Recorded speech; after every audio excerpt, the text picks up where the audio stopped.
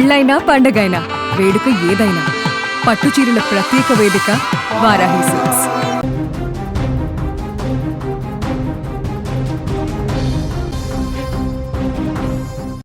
దేశవ్యాప్తంగా పరీక్షల నిర్వహణ, ప్రశ్నాపత్రాల లీకేజీల అంశం మరోసారి తీవ్ర చర్చకు దారితీస్తుంది. పరీక్షలకు నెలల తరబడి శ్రమించి సిద్ధమవుతున్న లక్షలాది మంది విద్యార్థుల్లో ఆందోళన పెరుగుతున్న వేళ ఢిల్లీలో కేంద్ర విద్యాశాఖ మంత్రి ధర్మేంద్ర ప్రధాన్ రాజీనామా చేయాలనే డిమాండ్ చేస్తూ విద్యార్థులు చేపట్టిన నిరసనలకు మద్దతుగా హైదరాబాద్లో కూడా ఆందోళనలు జరుగుతున్నాయి. ధర్నా చౌక్ వేదికగా నిర్వహించిన ఈ నిరసనలో చోటు చేసుకున్న ఓ సంఘటన ప్రస్తుతం సోషల్ మీడియాలో వైరల్గా మారింది. భావోద్వేగానికి గురైన ఓ విద్యార్థిని కన్నీటి పర్యంతం కావడంతో ఈ ఘటనపై దేశవ్యాప్తంగా చర్చ జరుగుతోంది. ఢిల్లీలో విద్యార్థి సంఘాలు, వివిధ సంస్థలు పరీక్షల నిర్వహణలో జరిగినట్లు ఆరోపణలు వస్తున్న అవకతవకలపై నిరసనలు వ్యక్తం చేస్తున్నాయి. ప్రశ్నాపత్రాల లీకేజీలు, పరీక్షల రద్దులు, ఆలస్యాలు వంటి అంశాలపై కేంద్ర ప్రభుత్వం వెంటనే స్పందించాలని, బాధ్యులపై కఠిన చర్యలు తీసుకోవాలని వారు డిమాండ్ చేస్తున్నారు. ఈ నేపథ్యంలో కేంద్ర విద్యాశాఖ మంత్రి ధర్మేంద్ర ప్రధాన్ తన పదవికి రాజీనామా చేయాలని కూడా కొన్ని విద్యార్థి సంఘాలు కోరుతున్నాయి.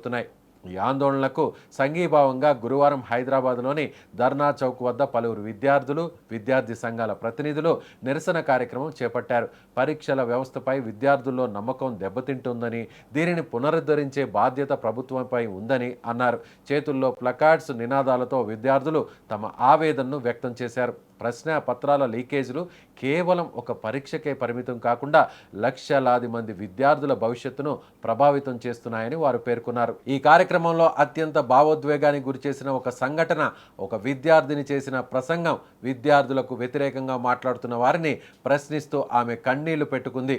మేము రాత్రింబవళ్లు చదువుతున్నాం, మా తల్లిదండ్రులు ఎన్నో కష్టాలు పడి మమ్మల్ని చదివిస్తున్నారు, ఉద్యోగం సాధించి కుటుంబాన్ని ఆదుకోవాలన్న ఒక్క ఆశతో పుస్తకాలతో గడుపుతున్నాం. కానీ పరీక్షలు జరిగే ప్రతిసారి ప్రశ్నాపత్రాల లీకేజీ వార్తలు వస్తే మా పరిస్థితి ఎలా ఉంటుందో ఎవరైనా ఆలోచిస్తున్నారా అంటూ కన్నీటి పర్యంతమయ్యారు. ఒక పరీక్ష కోసం నెలలు, కొన్నిసార్లు సంవత్సరాల పాటు సిద్ధమవుతాం.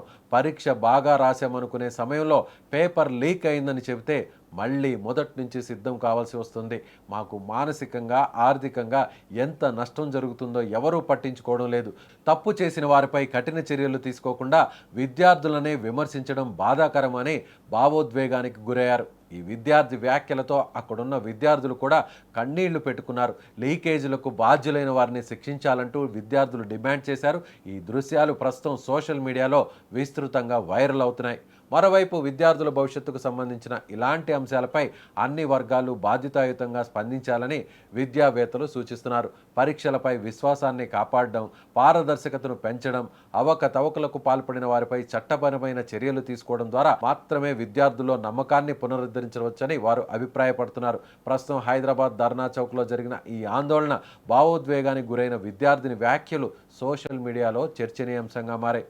అయితే ఈ అంశంపై అధికారిక నిర్ణయాలు, ప్రభుత్వ స్పందన కోసం విద్యార్థులు ఎదురు చూస్తున్నారు.